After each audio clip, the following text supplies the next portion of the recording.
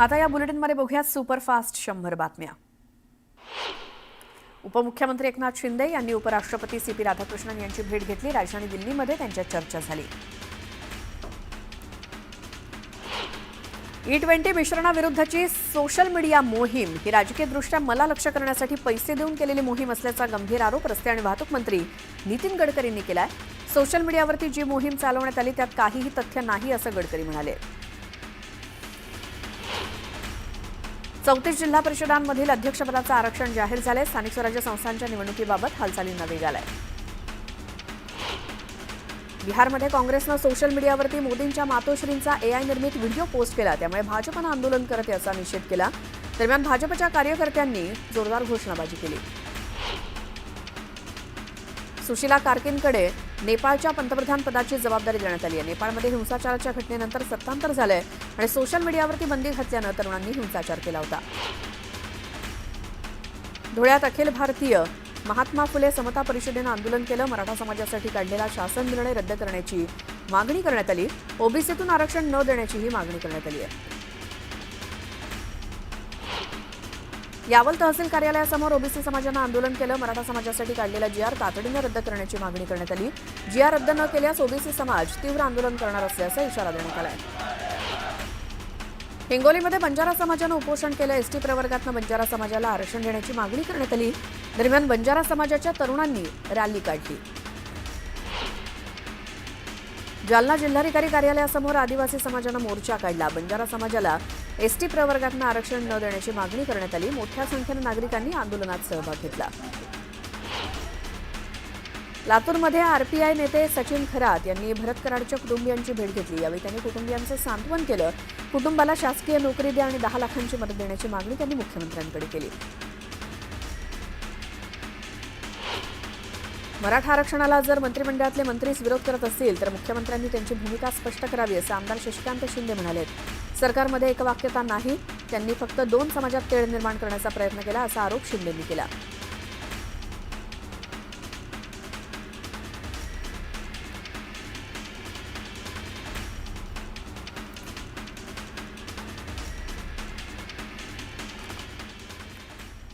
एक महत्त्वाची बातमी, एल्फिन्स्टन ब्रिज पाडकामाला सुरुवात झालेली आहे। दक्षिण मध्य मुंबईतील परळ आणि प्रभादेवी या भागांना जोडणारा हा ऐतिहासिक ब्रिज आहे। MMRDA कडनं हा पूल तोडून त्याऐवजी नवा एल्फिन्स्टन उड्डाण पूल आणि शिवडी वरळी एलिव्हेटेड कनेक्टर बांधला जाणार आहे।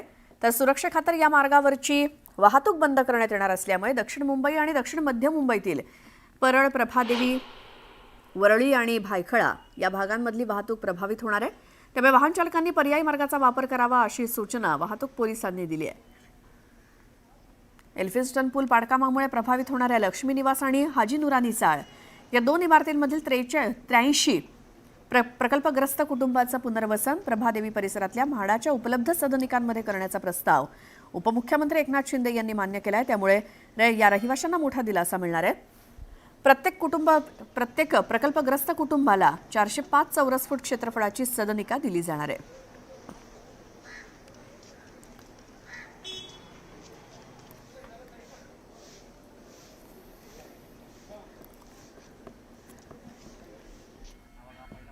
तर 2006 साली सुरू प्रदर्शित झालेला फिर हेराफेरी सिनेमा तुम्हाला आठवत असेल आणि हा सिनेमा ज्या इमारतीमध्ये शूट झाला होता तीच इमारत ही ब्रिजच्या तोडकामामध्ये बाधित होणार आहे आणि या सिनेमामुळे अजरामर झालेली इमारत, ऐतिहासिक इमारत जमीनदोस्त होणार आहे। याचा आढावा घेतलाय माझ्या सहकार्यांनी।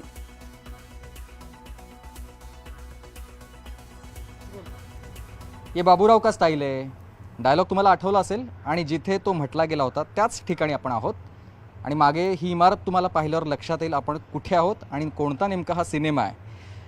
अगदी बरोबर तुम्ही ओळखताय, हा तोच सिनेमा आहे जो प्रसिद्ध झाला 2006 मध्ये आलेला सिनेमा, ज्याच्यामध्ये परेश रावळ आहे, इतर म्हणजेच अक्षय कुमार आणि सुनील शेट्टी यांचा हा सिनेमा, ज्या सिनेमानं संपूर्ण देशभरातने जगामध्ये धुमाकूळ घातलेला होता। प्रत्येकावर मोहिनी होती, त्यातले डायलॉग, त्यातले जोक्स। ही इमारत तुम्ही पाहताय, इथेच तो सिनेमा शूट झालेला होता आणि ही ऐतिहासिक इमारत आहे कारण आता 80 वर्ष होत आहेत। 1944 साली बांधलेली ही इमारत जी आता जीर्णावस्थेत झालेली आहे, जीर्णावस्थेत होत असतानाच ती बाधित होणार आहे। ही ऐतिहासिक इमारत आहे, पण आता नेमकी ती का बाधित होणार आहे ते मी तुम्हाला दाखवतो बाहेरून। या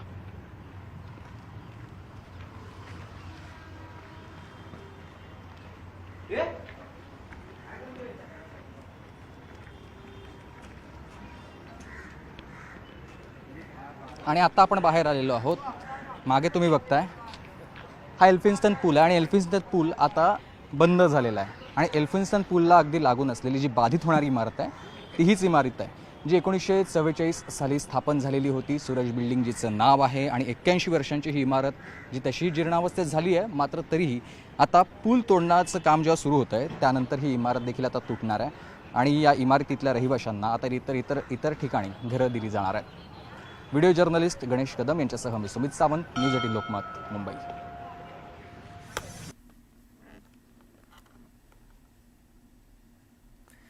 आता पुढची एक मोठी बातमी. राष्ट्रवादी काँग्रेस पक्षाच्या एका खास उपक्रमाच्या माध्यमातून आता थेट उपमुख्यमंत्री अजित पवार नागरिकांच्या तक्रारी ऐकणार आहेत. राष्ट्रवादी काँग्रेस पक्षाच्या जनसुनावणी उपक्रमाच्या माध्यमातून अजित पवार राज्याच्या विविध मतदारसंघांमध्ये जाऊन जनसुनावणी घेणार आहेत. आज पुण्याच्या हडपसर मतदारसंघातून राष्ट्रवादीच्या या उपक्रमाला सुरुवात होणार आहे.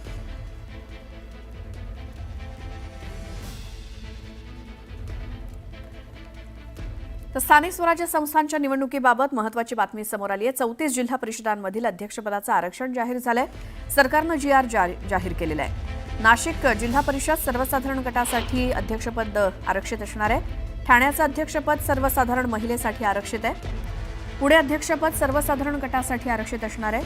नाशिक जिल्हा परिषद सर्वसाधारण गटासाठी अध्यक्षपद आरक्षित असणार आहे. तर पुन्हा पाहूयात बातम्या सुपरफास्ट.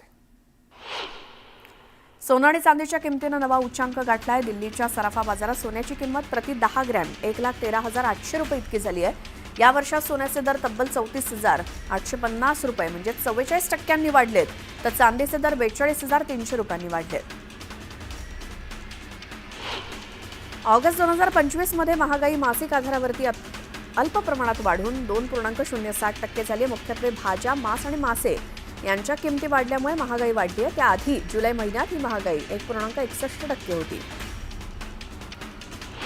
हार्बर मार्गावरील कुर्ला ते टिळकनगर स्थानकादरम्यान नवीन मार्गिकेच्या कामासाठी आज रात्रीपासून रविवारी दुपारपर्यंत सुमारे 14.5 तासांचा ब्लॉक घेतला जाणार आहे. त्यामुळे हार्बर मार्गावरील वडाळा रोड ते मानखुर्द दरम्यानची लोकल सेवा बंद राहील.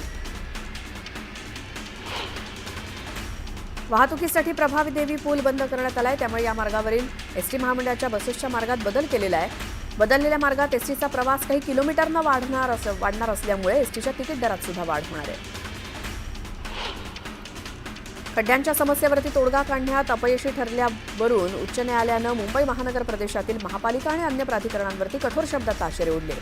वर्षानुवर्ष सुस्थितीत राहिलेल्या रस्त्यांची गेल्या काही वर्षापासून एकाच पावसात चाळण का होते, असा संतप्त सवाल न्यायालयानं विचारलाय.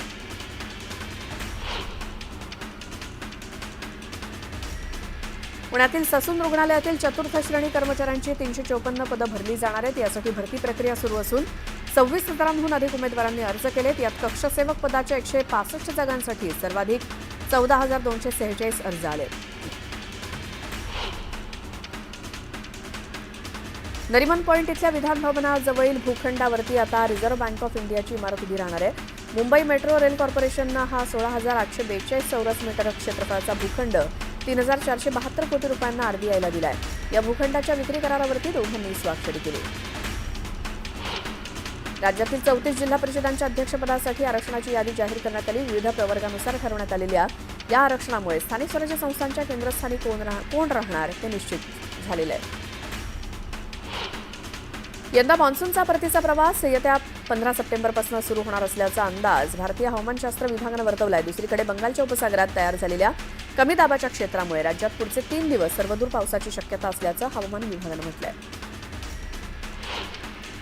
मागील काही दिवसांपासून राज्यात पावसानं विश्रांती घेतली, त्यामुळे सध्या उकाडा आणि उन्हाचा ताप सहन करावा लागतोय. दरम्यान संपूर्ण राज्यात आजपासून पुढचे 2 दिवस मुसळधार पावसाचा अंदाज हवामान विभागानं वर्तवलाय. वर्ध्याच्या हिंगणघाटात पावसाचं पाणी घरामध्ये शिरलं, त्यामुळे घरातील साहित्याचं नुकसान झालं. 60हून अधिक घरामध्ये पाणी शिरल्याचं बघायला मिळतंय. वर्धा जिल्ह्याला पावसानं चांगलं झोडपलंय. वर्धा, राळेगाव, कारंजा, सावरडोह, चांडकी आणि भगवा मार्गावर पाणी साचलंय. रस्ते बंद झाल्यामुळे विद्यार्थ्यांना त्याचा फटका बसतोय.